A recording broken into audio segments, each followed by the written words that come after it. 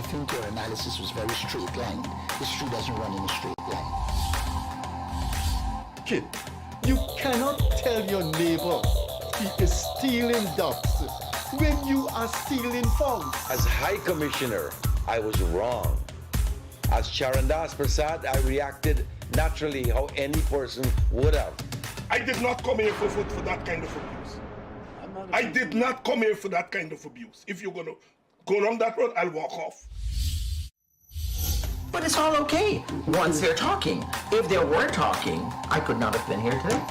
You got ADHD. I got nothing. Calm down. I think I've done enough in terms of taking our team out of trouble from losing. Come on, Lou Taylor. That's good. I'm reading the script now, and the first person that comes to my mind to play a detective, Yes, but an Mikhail erratic Mikhail detective Rodriguez. is Mikhail Rodriguez. Why an African slap an Indian? Why a man and slap a woman? No, girl, how you deal with that? You deal with that. We must encourage platforms like this because it brings together different people and allows for discussions to take place in our country on a multiplicity of fundamental issues. Kingdom, you apologizing for something you think I did is wrong. I don't want you to do that, and you should not have done that.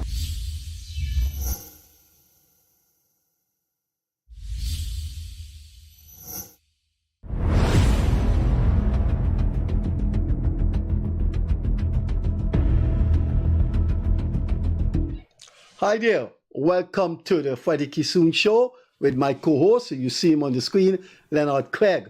I did say to you, and from time to time I will repeat it. Mr. Craig is very well educated. He has a first degree in economics from UG, a second degree in the subject from the Berlin School of Economics, and completed PhD studies at Harbin Institute of Technology in China. I think his thesis was international trade. So, a very well-educated man. This evening, we will continue with our format. Now, if you look at the advertisement, it doesn't say that we have guests. We just present 4 presidential candidates, and we will discuss the prospects of those presidential candidates. So Leonard Craig and I continue our format in which we offer our opinions, viewpoint, perspectives, and analyses on what is going on in Guyana. We will be back on Friday with a call-in, and we'll have our guest on Monday. But for this evening, Wednesday, Leonard Craig and I are rapping. We're rapping with our viewers, our callers, and we're rapping among ourselves. But most of all, we're offering our analysis on the occurrences happening, developments, trials and tribulations, positive and negative dimensions of Guyana. So I will ask our operator to look at our first topic. If I'd like to have Leonard Craig, we already heard Craig on this subject, but the budget debate is on, and we're coming down to election. So, operator, put this lady on the screen.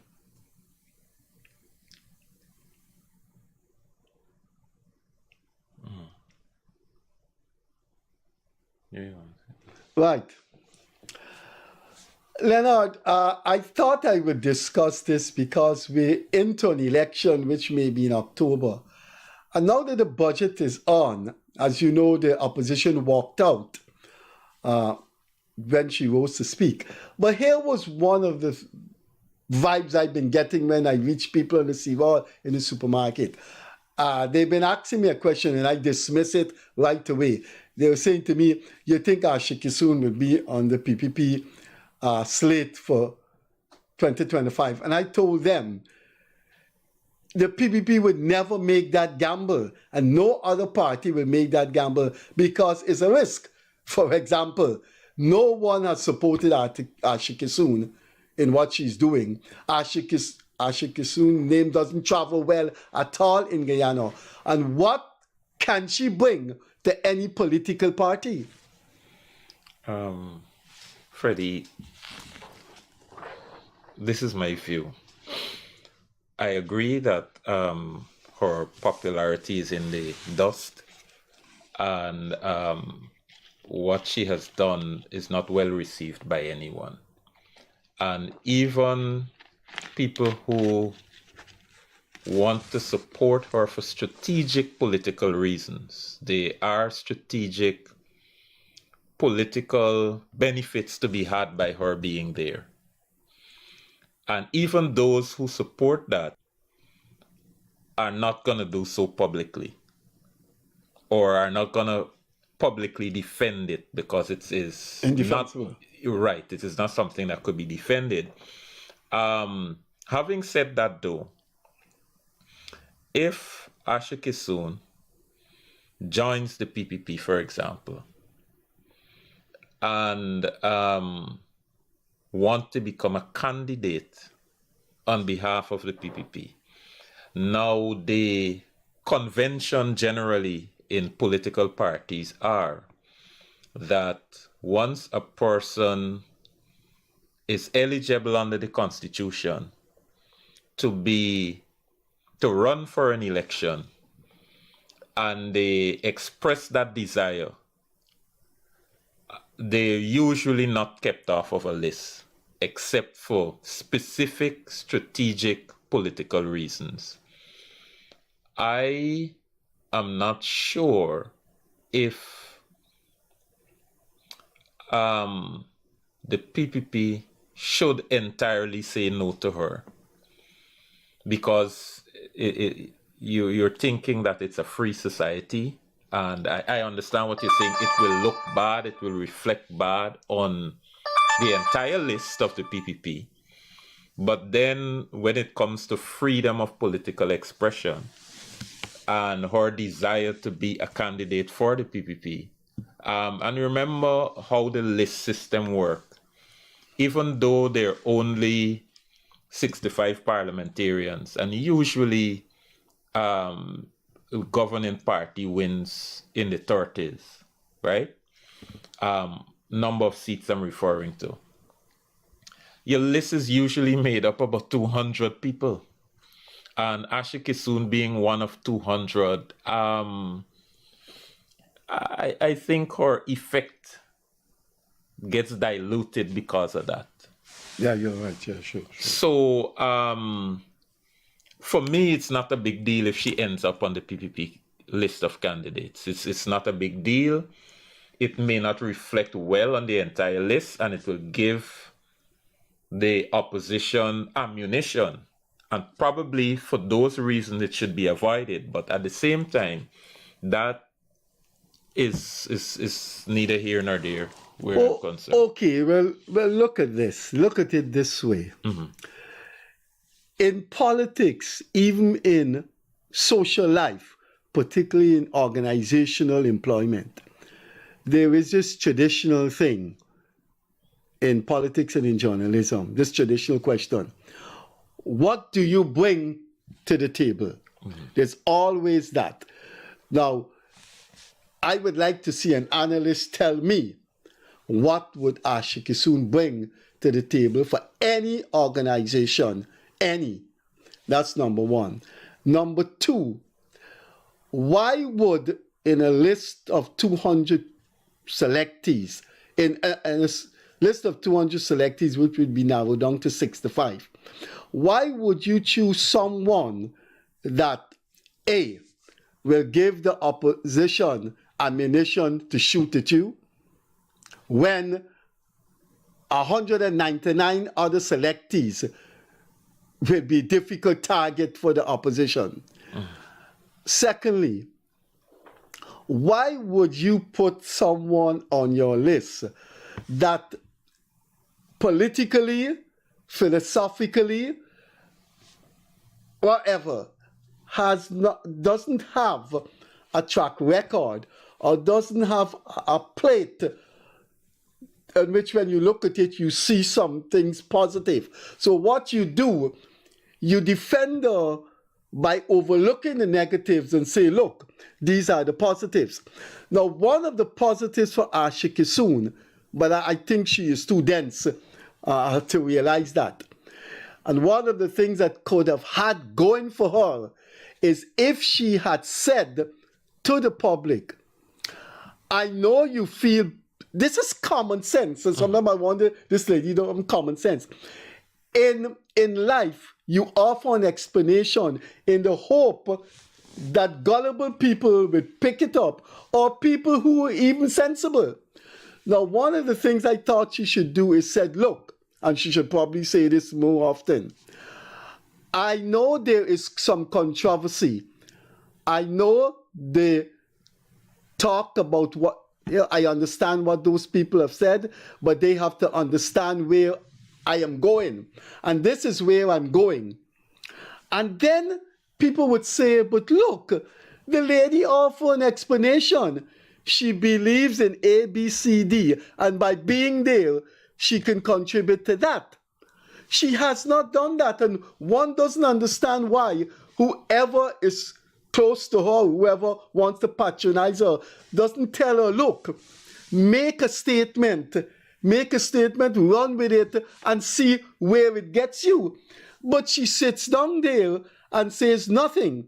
The third thing is that in a country where we fought vigorously, phenomenally for free and fair election, of which the worst attempt to deny us the right to vote was 2020. Imagine what, when the campaign gets into swinging, gets into full swinging. You have discussions like this. You have discussions on other social media platform, television. And someone says to the Guyanese nation, this lady got 240 votes. And with those 240 votes, she spent 2.5 years in Parliament denying the other section on the join the list that had 2,400 votes. We must always remember that no matter how much this country is ethnically divided, the demographics, what have you, there is a school of decent people, religious, family-oriented people who believe strongly in moral right and wrong. And those people may not buy the explanation of an organization taking her. I hear you. I can't disagree. But the onus also is on Miss Kissoon or Dr. Kissoon not to put that kind of pressure on any political party. Right. Perfect. Yeah. In that that's a perfect thing to say, right? That she should, of her own self, take a break, probably from politics, be quiet for a while, and then if she believes she has more to contribute to the politics of Guyana, she is still a very young person. I think she's probably in her 30s. And she got a whole life ahead of her. And one mistake shouldn't discount her for the rest of her life. But the mistake is so egregious that she has to atone for it somewhere or the other. The other thing she could have said, added to what you were saying just now, is that there are some holes in our constitutional arrangement. And clearly there's a hole that caused her to end up there. And her being there should challenge the system to refine it. And she could also say that I understand people are hurt by my actions, but my actions, I am taking action to refine this constitution that allowed me to be able to sit here. And I understand you're hurt, but let the process play out. A lot of us may not accept her explanation, but maybe because of the political side we sit on, or maybe because of how we reason things in a, and we desire a more decent political space within which people work. we may not accept that explanation. But Say something. if it's an explanation and she is actively working, like she is putting out different papers or speech or ideas for refining the system to ensure that we close that gap that allow her to be able to take up that seat, and we see her actively doing that, then we would eventually have to accept that though she is not in the best moral position, she is using that to ensure Guyana is better off. But as it is right now, she's just sitting there, doing nothing, saying nothing, making no effort, and literally, in my opinion, squatting on the seat, right? And as you said, less than 300 votes. 240, 60 less than 300. And it can't be right. It can't. I can't find it in myself to defend that. But one of the things one of the sordid things about the lady, and it seems she doesn't reflect in her life, is that what we are talking about is common sense. And no one has seen, I don't think she has been advised, because if she had got that advice, I think we would have seen a statement from her. So I think people just do not go to her and tell her anything. She's just sit there because you have an enormous amount of political minds in this country. And even one or two could have gone to her and said, listen, this thing looking bad. Listen, do A, B, C, D. But I think if they had told her that, she probably would have done it, but I don't think nobody's touching her. I think Parliament calls, into session, parliamentarians do their thing, she sits there, Parliament is over, the PNC, PPP colleagues gone their own way, Parliament reconvenes, the PPP, PNC people, they do their thing, and they're gone, and I think they just expect her to sit down there. What, that is so, anyway, do you know Simona personally? Simona has thrown her hat in the ring. I have.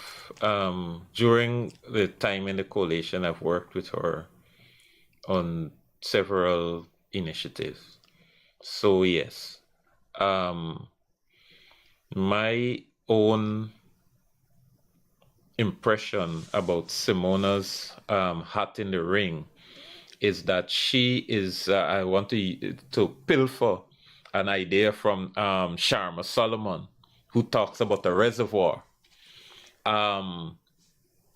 She's dipping from the same opposition reservoir. I don't think Simona possesses the political attractiveness to those who support, who are inclined to support the government. And her party would have to come very strong with a broad base slate and all of that to even pique the interest of people who are inclined to support Irfan Ali's government. And so what Brooms is doing is further dividing the pie, the opposition pie. And it is for Norton and the AFC and the others to know or to come up with strategic way of dealing with Brooms. But if at all she makes an indent on the thing, it is on the political space and landscape, or at the ballot box. It's going to be that same pool of support base that she's gonna dip into. Operator, can you put up our advertisement, please, on the screen? Now,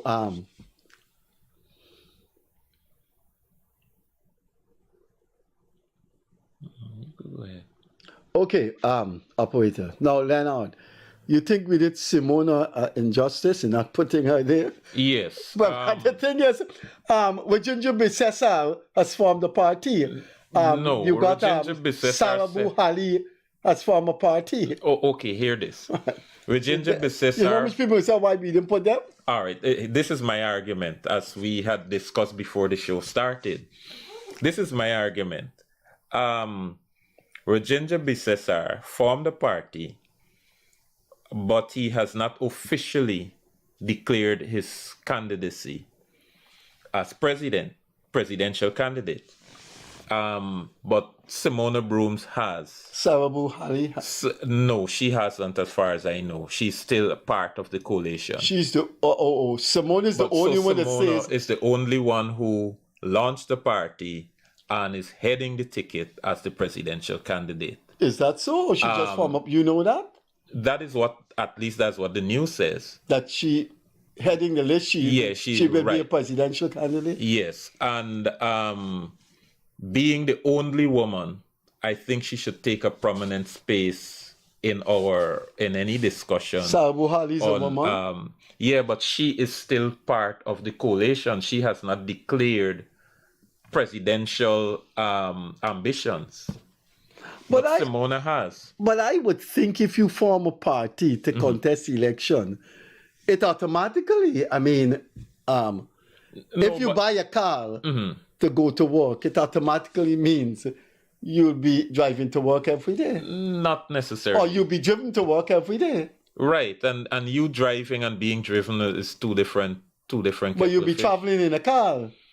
Yeah, the car is just a vehicle. You'll be traveling. No, it's an analogy. I'm talking about logical deduction.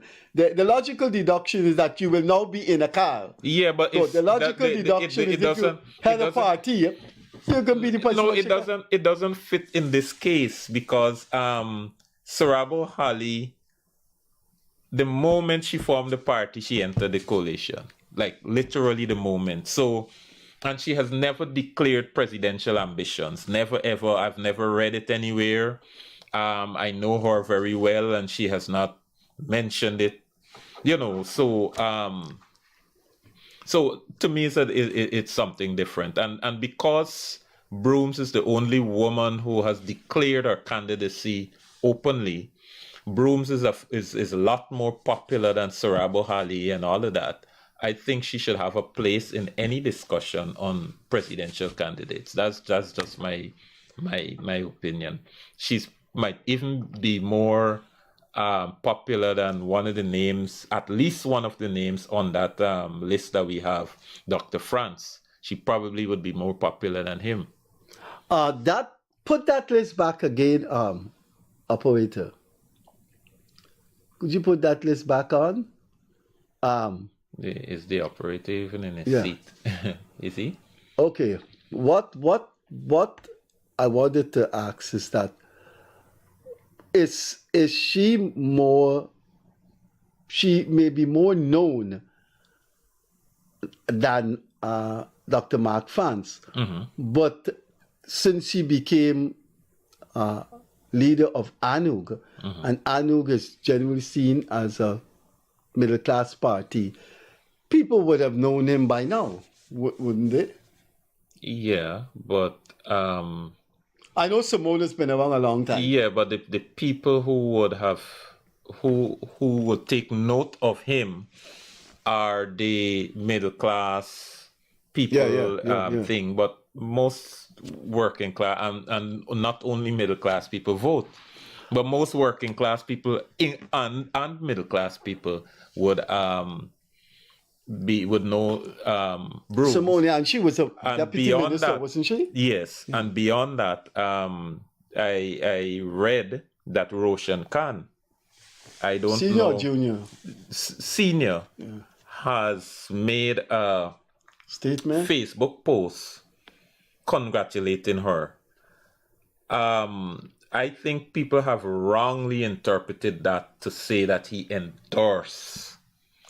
Knowing somebody personally, I know Khan is a PPP, and congratulating them is different from endorsing them. For example, Nigel Hughes was at the opening of Simona's party. That doesn't mean he endorsed. He showed her that courtesy. You were there. No, not at all. But he showed that courtesy as a leader, and in the political arena.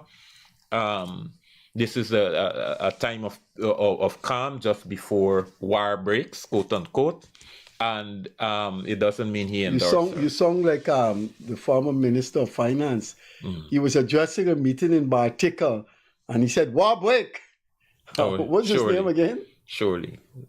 Who? The former finance minister. Jordan. War break.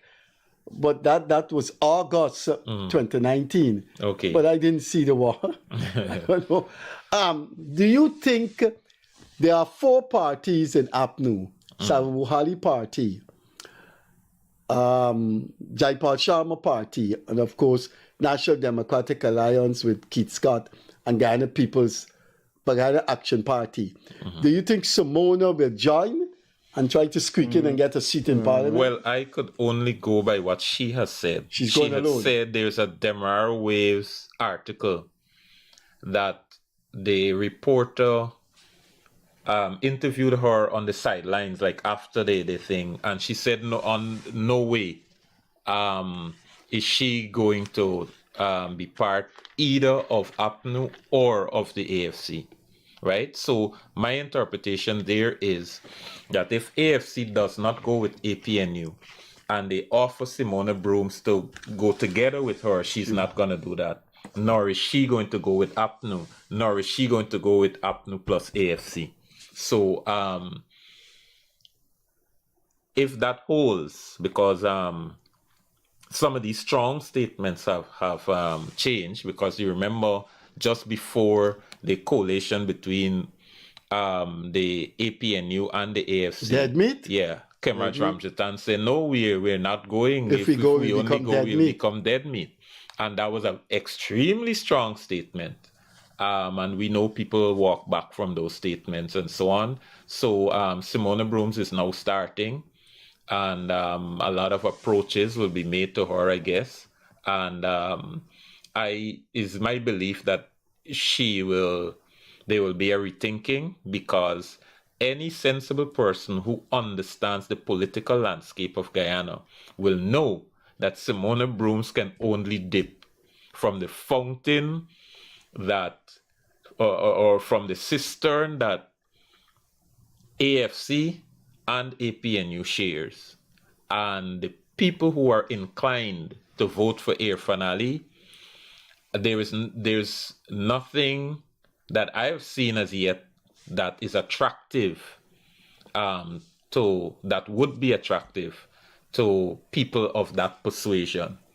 And so it would make sense, based on the question you asked, it would make sense for them to coalesce. But if she has, there seem to be some strong personal undercurrents going on in the PNC, Norton versus the West. So if this thing is so strong, already there's a big spat between Nigel Hughes and Norton. Norton said, look, the PNC Congress endorsed me as the PNC candidate. If there's going to be any other thing, I will have to be involved in making that decision. Nigel Hughes said, no, there is no guarantee of a Aubrey Norton candidacy in a consensus slate. There's work to be done before we arrive on that. So we will come now to our advertisement. But I wanted to remind our viewers the dead meat statement you say was very strong. But do you know, could you remember this one? When the APNU, AFC, separately in the 2011 parliament, Nagamutu wanted the speakership.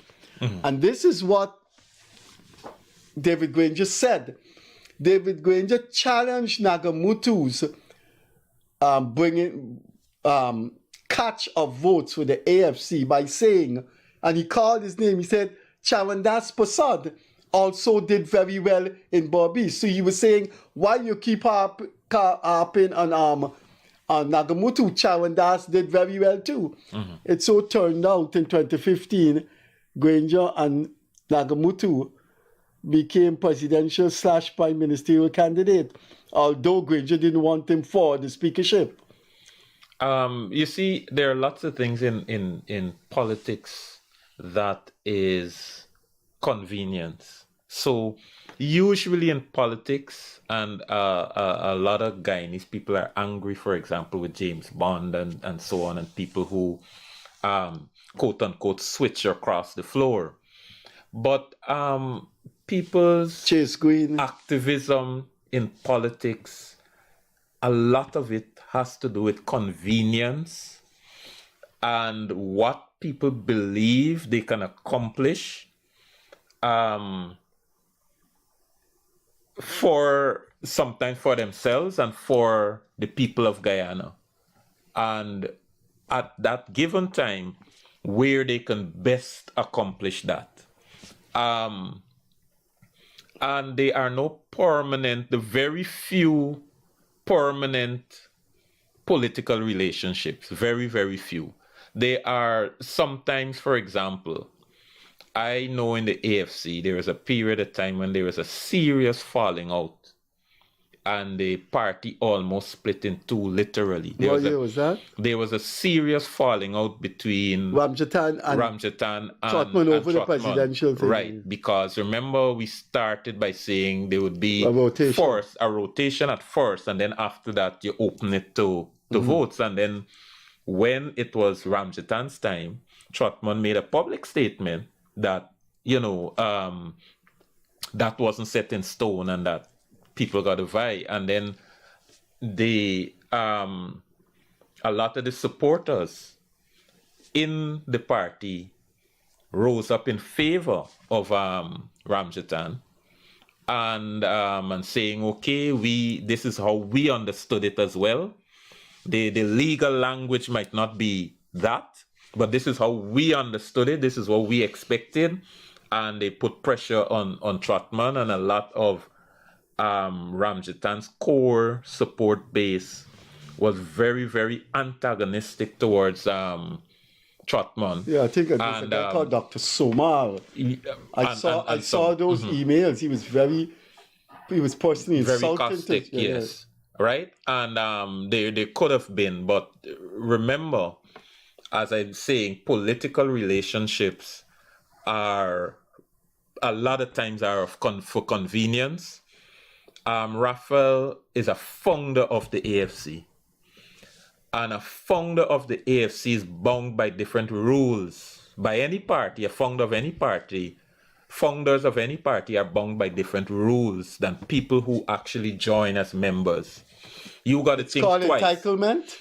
It's called entitlement, yeah. Yeah, it's entitlement that is one. But you got to think twice before you walk away from your own party that you formed. But I believe, I don't know that for sure. Trotman has never said it to me. But I believe Trotman was seriously considering taking a rest from politics for a while, and probably during that dispute during that, yes.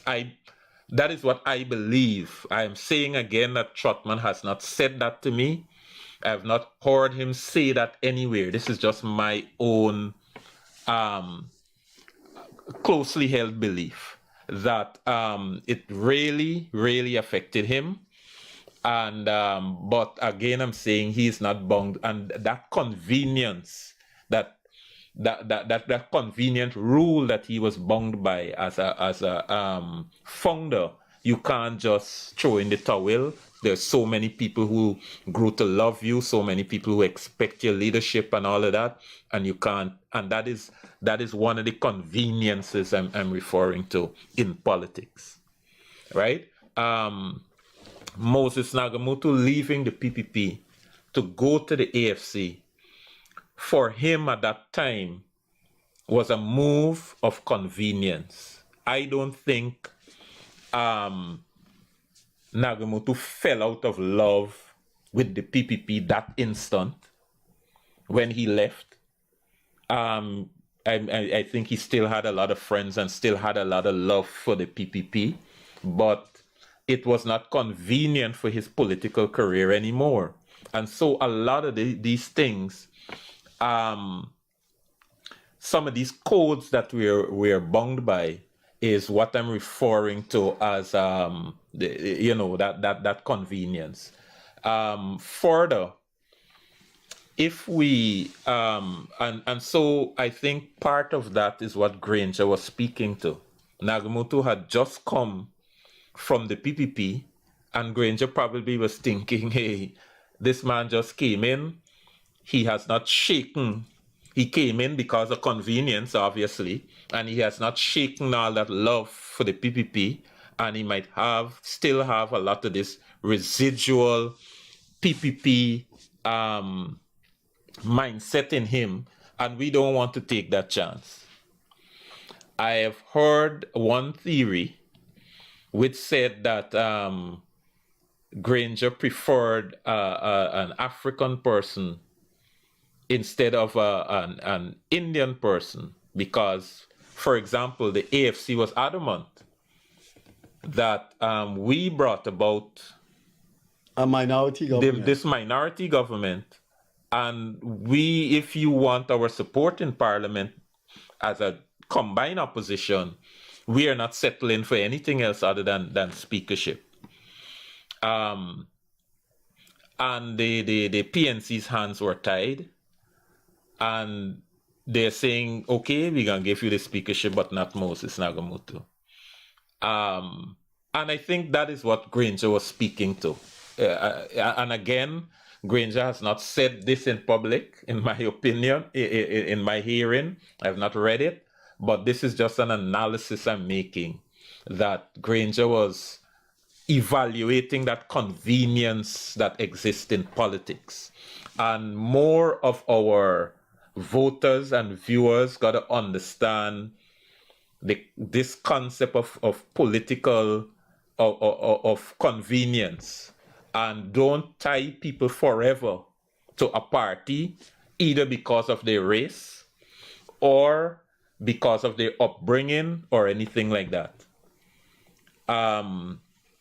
Give people that freedom to move around, and more if that freedom exists, Guyana can only become better for it.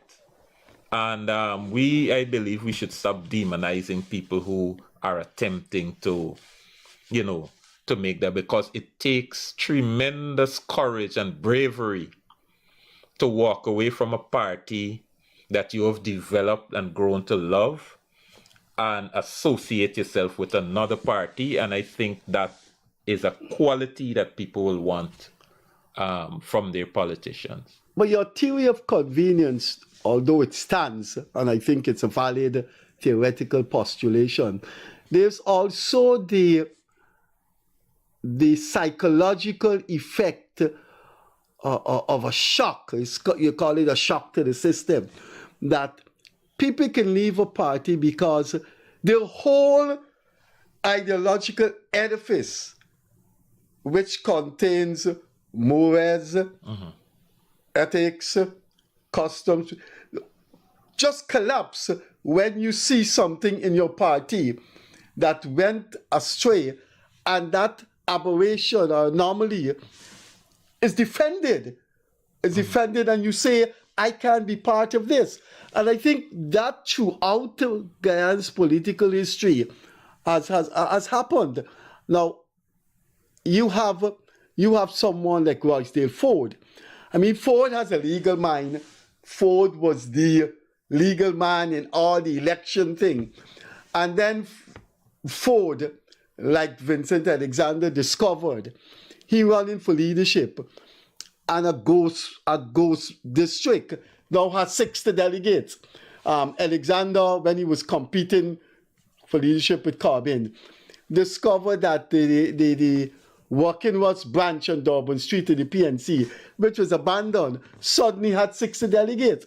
I think that thing just shocks your system, and you say, is this what I fought for this party? Like Roger Ford once said, they're criticizing me. I did all this work for the party during the election in no confidence freely.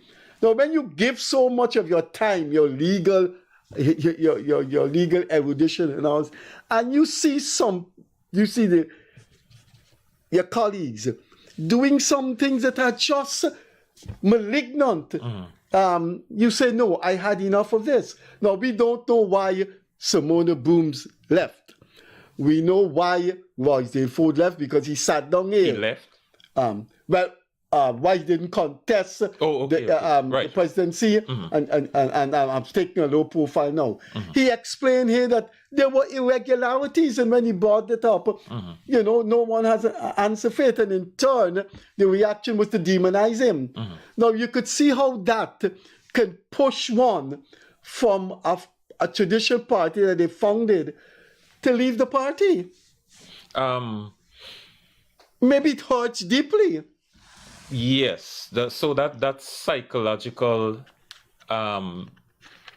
position that you're talking about has to be accounted for, because organizations are like a person, in the law recognizes organizations and corporations literally legal entities. A legal person. And humans also attach similar sentiments to organizations, to symbols. You were with the PPP since you were a youth, and those three letters together, PPP, just means something to you. And however, in politics and in almost every other dimensions, sometimes even in religion and so on, there is, if you know the number line, there's a spectrum. And as you move closer to zero, your feelings towards an organization is neutral. And then you can move on the negative side. But as you move towards the positive side, your feelings for the group or the organization is stronger. And everybody who are members of the organization is somewhere on that line. Some people are strong all the way up to 100. Some people are at 50. Some people are close to zero, being neutral. Some people are on the negative. Every person who's in an organization is on that side. And when your personal choices, your personal beliefs, your personal moral, and so on, starts sliding more towards the negative side, it represents a moving away from the organization and ripping yourself apart from it. Even though an organization is going down the wrong road, some people will not leave it and some people will join, even though they know some of its actions are in divergence to their own moral or ethical position. And sometimes there's an explanation for that. And one such explanation is a person believes, one, over time they can make a difference. Two, some people believe in that the organization is bigger than the person. And I'm in the organization and I'm airing my views. I do not air it outside in the public, but I air my views inside the organization and hope over time that the things I care about the most, that the organization changes for the better where those things are concerned. And when the organization no longer serves that expectation, I think people then move out. It is unfair, though, to each member of the organization to lay upon them the burden of every single mistake the organization makes. What I'm saying is that politics is a platform kind of thing. When you try to be a generalist in a political party, you get burnt out, you get distressed, and you don't last for too long. Just like in an organization, you have departments and kind of silos. You work together, but you're still in a silo. Here you are, accounts department, personnel department, and all of that. So if you're in personnel department and a corruption happening in Human resource. Right. Well, human resource personnel. Yeah. And a corruption is happening in finance. You don't get up as a human resource manager and say, I cannot live with corruption, so I am going to leave the organization. That is not your area of activism. That's not your function. No, man, you're vulgarizing you're vulgarizing human conscience. Right. Okay. Let me hear that. I'm interested in what you people go through life. We're asking our viewers to bear up with us. We're gonna discuss which one in our advertisement, which of these presidential contenders will get a rude awakening. I think people go through life with a conscience edifice. There's an edifice of moral values, ethical, beliefs, what have you.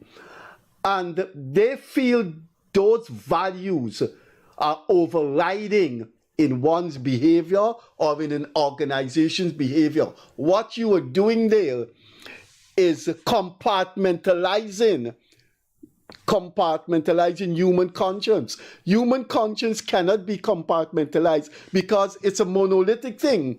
It's a thing about making a distinction between wrong and right. So if within a given framework, an organization, a political party, an employment situation, if there is a serious breach of ethics, of principles, of equality, you can't say the man in Barbies, his branch, shouldn't say what happened in the quarantine branch. And the best example I could give that is so powerful in the world today is sexual harassment. Now, this guy is a field officer, he's a field engineer, and he gone all over in Barbies digging trenches. And somebody in the accounts department sexually harass an employee. I think his conscience would say to him, I belong to this organization. This organization has to hold an investigation. Mind you, he don't even go into the head office. He's all over the country digging drains and those kind of things. I think his position, based on the theory of conscience edifice, is valid. Good. And what you said is valid, but this is what I'm saying. It is also unfair to say to that man who's digging the drain that your conscience must extend to that. If he says to himself or he you're says to you, repeating yourself. No.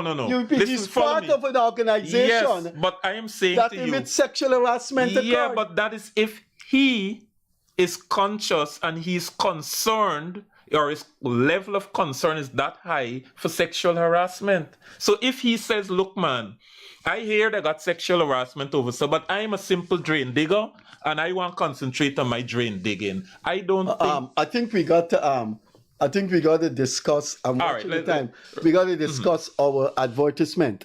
Which of these four candidates you likely to think is going to be disappointed in 2025? So I am saying openly and unambiguously with pellucid forcefulness, and knowing you, it's not going to be Irfan Ali.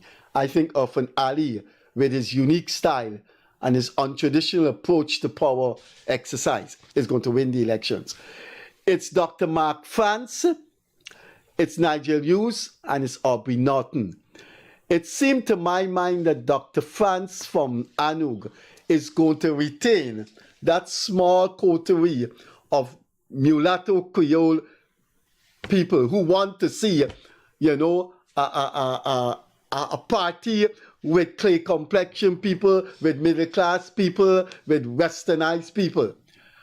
And they're not going to vote for Aubrey Norton. They may be inclined to vote for AFC, but I believe because Nigel Hughes is carrying people with him that have so much baggage, Hughes is going to suffer in that respect. As to Norton, in other words, to answer the question on our advertisement, I think Norton and Hughes are going to get the rude awakening.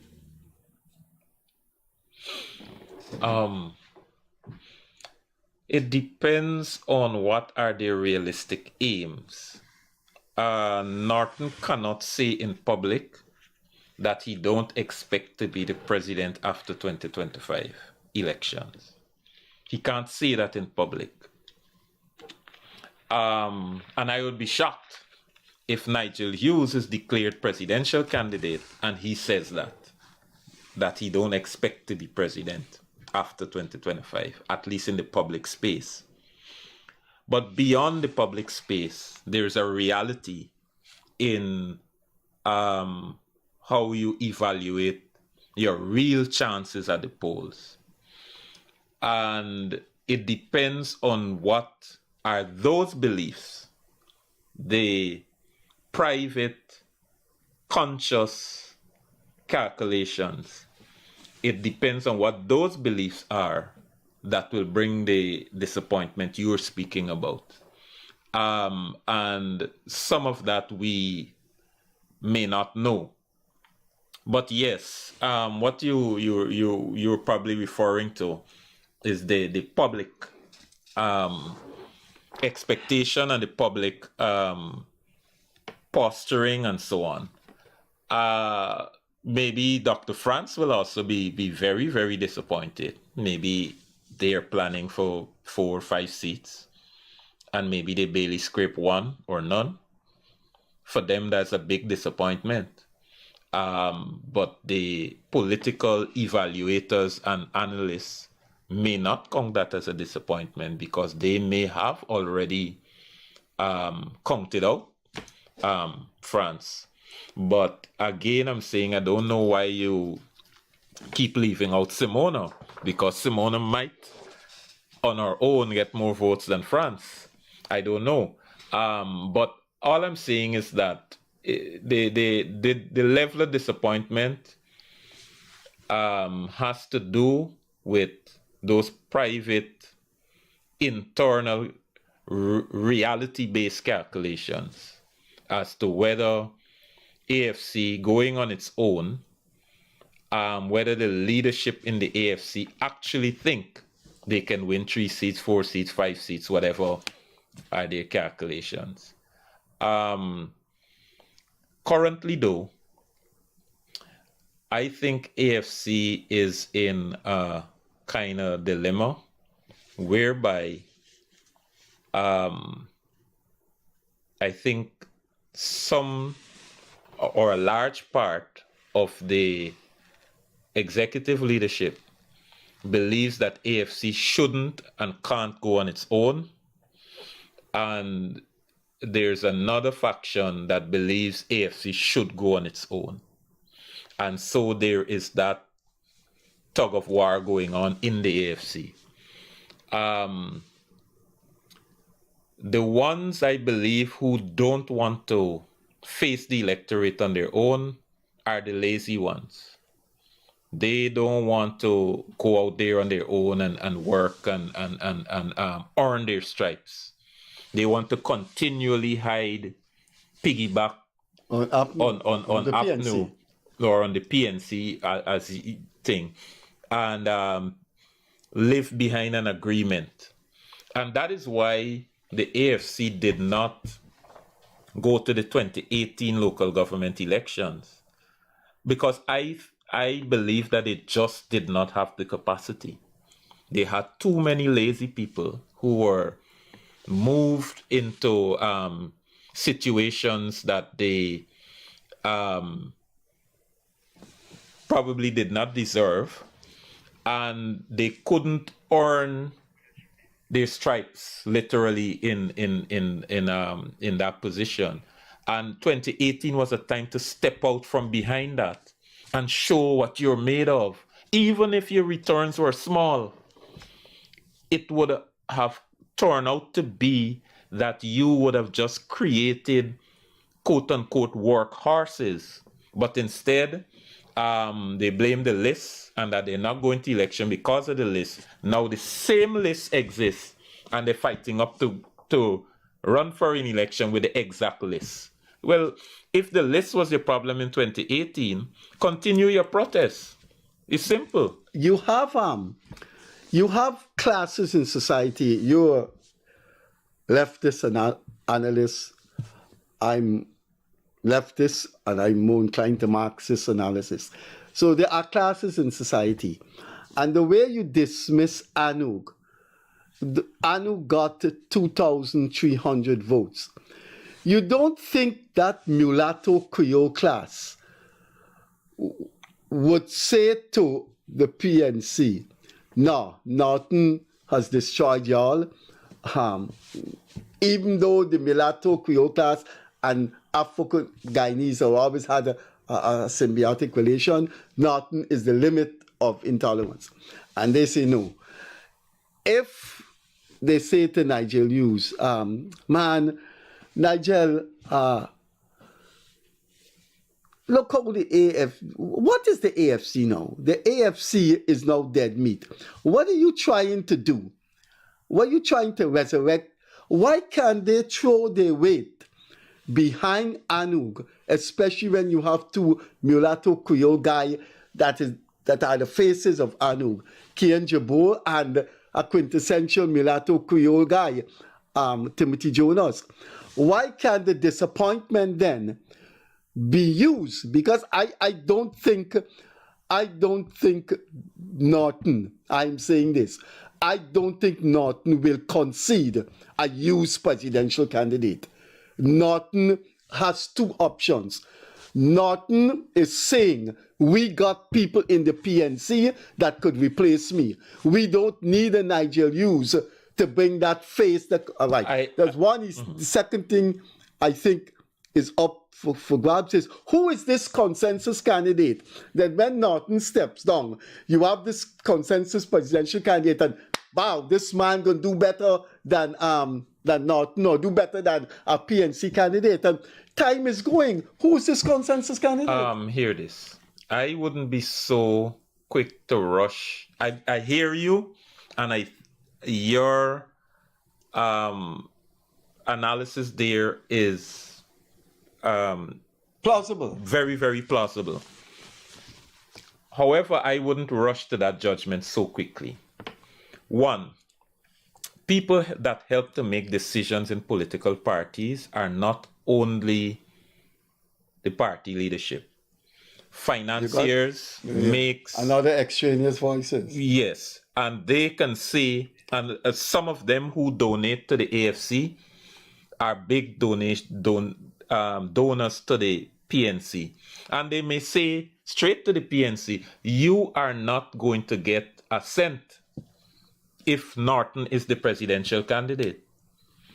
We are going to put money in this if this person is Nigel. And then when you look at your balance sheet and you realize that this pittance that we have, we can't go to an election with it. It could very well change that Norton would have to bring down his ambitions a notch. Or his ego. or ego, or whatever term you'd want to use. So for those reasons, I wouldn't jump to that conclusion, though it is plausible. But answer the question in our advertisement for our viewers. Mm-hmm. Which one of these four that you wanted Simona to be included? Yeah. So now let's imaginarily include Simona. Which one of these five leaders will get a rude awakening? It's not going to be a finale. So which of these four? I think if Norton and those who are supporting him do not come down a notch to allow for another person to lead a broad-based collation or whatever, the person who's going to be most disappointed or most disadvantaged will be Norton. I think the PNC will lose big if all these parties run separately. That is my belief. I think the AFC, and again, I always say on this program, do not underrate political machinery. AFC still has remnants of a political machinery in every single region, and that counts for something. I did not necessarily totally dismiss ANOG, but I will not put them at that level because they simply do not have that political machinery that AFC has. And that political machinery by itself, even with fractured leadership, sometimes works. And I am not ready to discount that, and because of that, I believe... You are not ready to discount that Hughes may lead a consensus candidacy? I am also not ready to discount that, right? And I'm saying that AFC itself may not make it work, but even when you look at even the overseas chapters who bring in a lot of money for the PNC, even the people in the overseas chapters are saying, we don't think, we don't think Norton is our best candidate. And those are the things that can end up. But one of the things that the program is coming to an end, as I wanted to bring my Chronicle column to argue if Norton is not electable, why is Hughes electable? Are you saying that, good, Norton's gone, Hughes is the consensus candidate? Are you saying that people who would not have voted for Norton would just say, look, Nigel is a better man, let's give Nigel a chance? I'm asking you, if with Hughes as the consensus candidate, people who would not have voted for Norton would now go and vote? I believe so, yes. I believe so. And so therefore they're putting their assurance in Hughes. You know what is wrong with that? Yeah. You know what is wrong with that? Mm-hmm. We are 8 months from the elections. Mm-hmm. You know when the elections are won? The elections is won 3-2 day before, as you saw in India. When PNC leaders go on that platform and tell people, where was Nigel Hughes? Why should Nigel Hughes become the president of Guyana? We were in the trenches. Hughes quit politics 3 times. Those are when those sermons resonate with people. But those sermons will only resonate with the base. PNC, being a long-standing party, has a base, literally an almost immovable base. And what you're talking to will only appeal to that immovable base. You're converting the converted. The operator said our time has come. So to answer the question, and then I go over to you for our viewers, because the advertisement is there for the people to see which one of these persons will get a rude awakening. I think it's Nigel Hughes and Aubrey Norton. What they're hoping for, I don't think they will get in the elections. Briefly? Well, depends on how things turn out, and you're trying to make a prediction. I don't want to make a prediction right now, but if things go the way that there is no coalition, the person who will get the rude awakening would be Norton. And it can be a coalition and Nigel Hughes get a rude awakening, in that the PNC holds strongly, we want a coalition. Norton gonna step down, but Nigel, you also gotta step down. And I don't believe Nigel is mentally prepared for that aspect of it.